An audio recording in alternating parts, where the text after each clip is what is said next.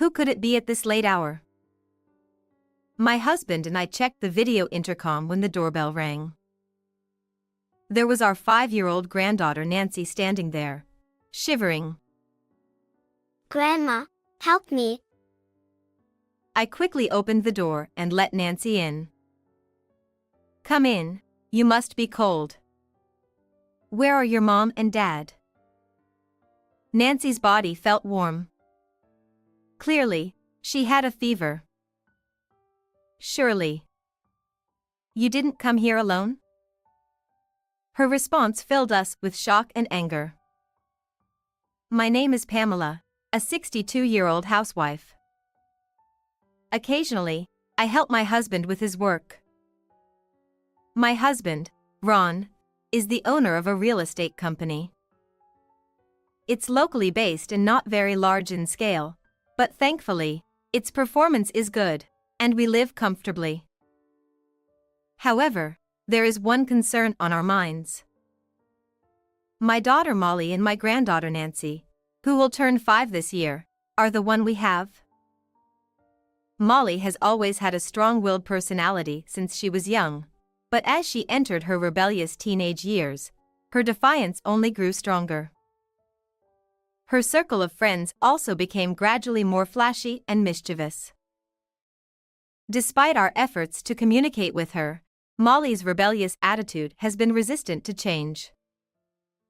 My husband and I have patiently watched over her, believing that one day we would understand each other better, but that day has yet to come. After graduating from high school, my daughter moved out to live on her own while attending vocational school, and she rarely visited us. Several years passed, and she got married and gave birth to a daughter.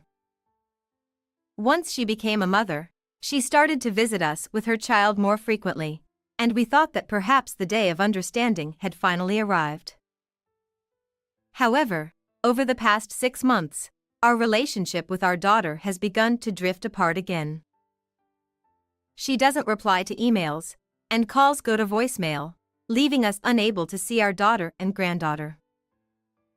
We assumed she must be busy.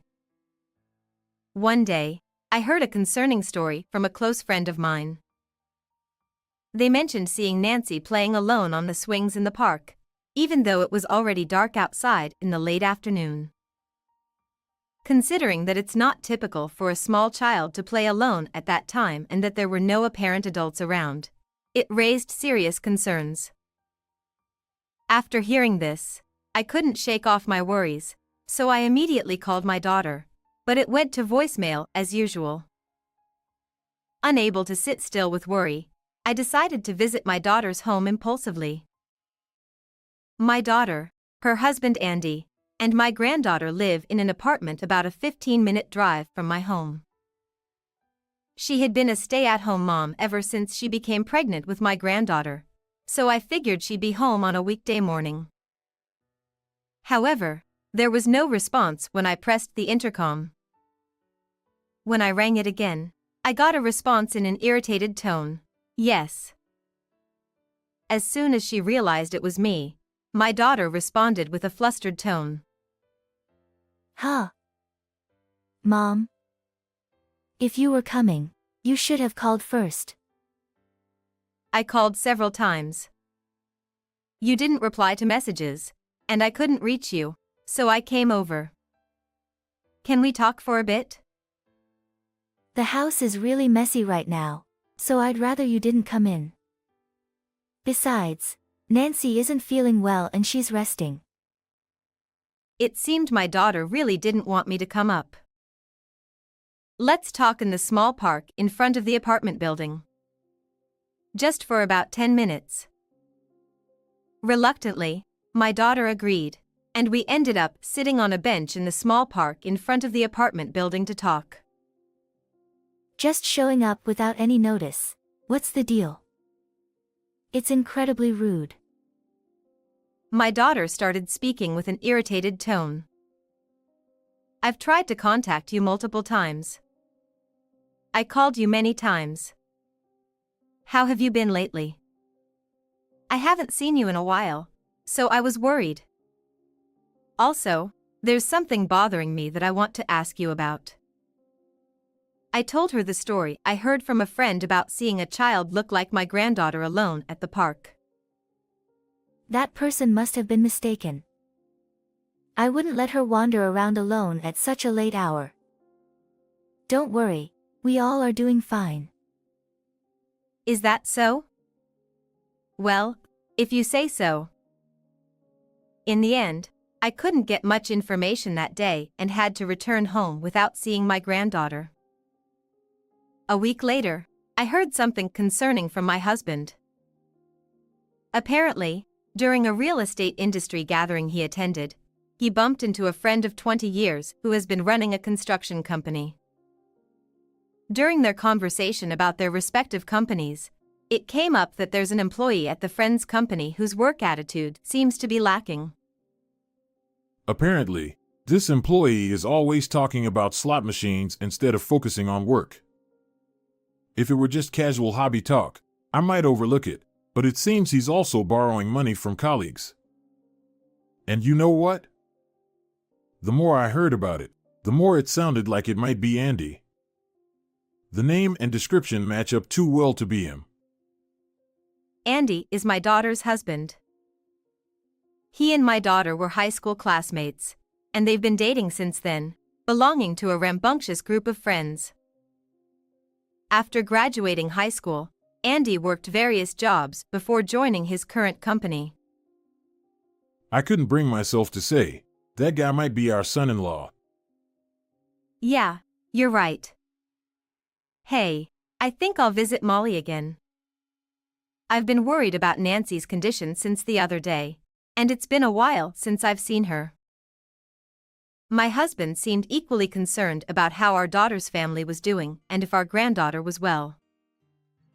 We decided to visit our daughter's house again the following Saturday to check on things. And on Friday night. Since we were planning to head to our daughter's house early the next morning, my husband and I went to bed a little earlier. After falling asleep for a while, we were awakened by the sound of the doorbell. Who could it be at this hour? My husband and I checked the video intercom, feeling cautious. Nancy. To our surprise, there was our granddaughter Nancy standing there shivering. Grandma, please help me. I quickly opened the door and welcomed Nancy inside. Come in, it must be cold outside. Where are your mom and dad? Nancy's body felt unusually hot in my arms. When I touched her forehead, it was clear she had a fever. What are you doing here at this hour? Did you come alone? I carried Nancy back to the living room. She was breathing heavily, perhaps due to the high fever. Most shocking of all was that she appeared much thinner than when we last saw her 6 months ago. I quickly fetched a blanket. In the living room, my husband was giving Nancy some hot milk. After laying her down on the sofa and wrapping her in a thick blanket, Nancy seemed to calm down a bit. I asked Nancy, "What are you doing out here at this hour? How did you come here all alone?" Mommy and Daddy went shopping. Mommy told Nancy to stay in bed because I caught a cold. After that, my granddaughter slowly opened up and shared her story. Despite the darkness outside, her parents didn't return, leaving her feeling lonely and hungry without any food. Feeling overwhelmingly vulnerable, she decided to walk to her grandparents' house, despite the late hour. She walked alone for what would have taken adults at least an hour, all while feeling unwell from her cold and overwhelmed by her emotions. Hearing her story, my heart felt heavy. We decided to take Nancy to the emergency hospital that night. The doctor diagnosed her with a high fever due to a cold and slight malnutrition, and she needed to receive intravenous fluids. As I watched my granddaughter sleep while receiving the tears welled up in my eyes. At the same time, I couldn't contain my anger towards my daughter and her husband for treating her like this. My husband seemed to share the same feeling. I stayed by my granddaughter's side the whole time, but after a while, my husband returned with our daughter and her husband. They were drinking with their gambling buddies at a nearby pub. After dropping off my granddaughter and me at the hospital, he went around the nearby pubs to look for them. Finally, on the 5th try at a pub, he found our daughter and son-in-law drinking with their friends. Apparently, even their friends were shocked to learn that they had left their young daughter alone. In a move to assist my husband, they forcibly brought our daughter and son-in-law to the hospital. They must have been scolded quite severely by my husband in the car. Both of them looked quite awkward. Do you two realize what you've done? Be honest and tell us everything you've done so far. Unable to bear it, I questioned them sternly, and they began to confess everything they had done. Every weekend, they would go to the slots and leave Nancy alone until late at night. And when they were lucky enough to win, they would gather their friends and go out drinking until the early hours, just like today. Surprisingly, they basically neglected Nancy, sometimes even serving her ready-made meals or, at worst, not providing her with any food at all. I couldn't hold my anger any longer. I will report you to the police. You're aware that what you're doing is wrong, right? That's why you stopped visiting us and refused to let me visit you. If things continue like this, you'll just keep repeating the same mistakes. What are you talking about? Involving the police is too extreme. Don't you love your own daughter? We also have a responsibility for raising you like this. Because you're our daughter, we will make sure you reflect on your actions properly. We'll take care of that. You've done something unforgivable. Do you understand? Afterward, since there was no resolution with the daughter and her husband, my husband decided to report them to the police. Sometime later, they were sentenced to imprisonment. Our granddaughter Nancy came to live with us as we took her in. When she recovered, she asked us where her parents had gone. We couldn't hide it from her, so we decided to tell her the truth. You see, Mommy and Daddy did something very wrong to Nancy. They have to say sorry in another place for a while. So, until Mommy and Daddy come back, let's live together at Grandma and Grandpa's house, okay? Nancy listened quietly with her head down. Perhaps she understood in her own way, as she began to cry quietly, and I hugged her. It's okay, we'll be fine. Let's live happily together with Grandma and Grandpa from now on. I promise, Nancy, we won't let you feel sad. After that, my husband and I were busy every day with our second round of parenting. I prepared nutritious meals every day, considering her preferences, while my husband took her out to play whenever he had time off. Nancy's complexion improved day by day, and she started to look plumper like a girl her age. Most importantly, it was wonderful to see her smiling more often. Several years passed, and my daughter was released from prison. A few days after her release, she came to visit us. When I opened the front door, she bowed deeply to us. I'm truly sorry for everything. I've reflected on the unforgivable things I've done. I'm deeply sorry once again. She seemed genuinely remorseful as she apologized to us. After inviting her in and listening to her story, she told us that she had divorced Andy, her husband. Her time in prison had changed her drastically, and she appeared much calmer and more subdued than before. Is Nancy here? I want to live with her again, so I've come to pick her up.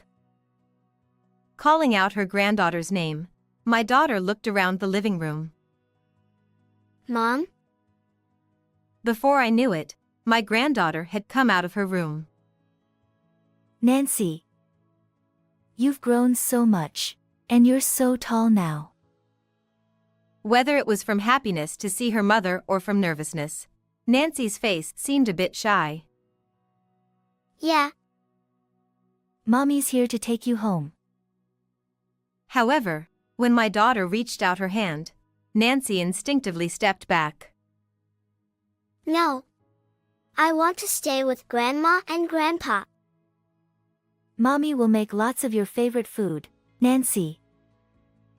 When I was little and hungry, Mommy didn't cook for me. Grandma cooks a lot for me.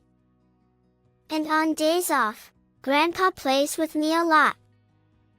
I don't want to feel hungry and lonely like before. As she spoke, Nancy shed tears. Nancy, let's go back to your room. My husband took crying Nancy back to her room. Wait, I won't make you feel that way anymore. In the end, my daughter couldn't go home with Nancy that day. It was inevitable, but seeing my daughter leaving in tears was very painful. Afterwards, my daughter rented a small apartment and started living on her own. She works in a warehouse, which is physically demanding and quite challenging. It's still early days, but my husband and I have decided not to give up on her and watch over her. She always hands over child support every month without fail. Seeing her like this, it seems she has truly turned over a new leaf. And whenever she meets me, she always asks about Nancy. I told my daughter this.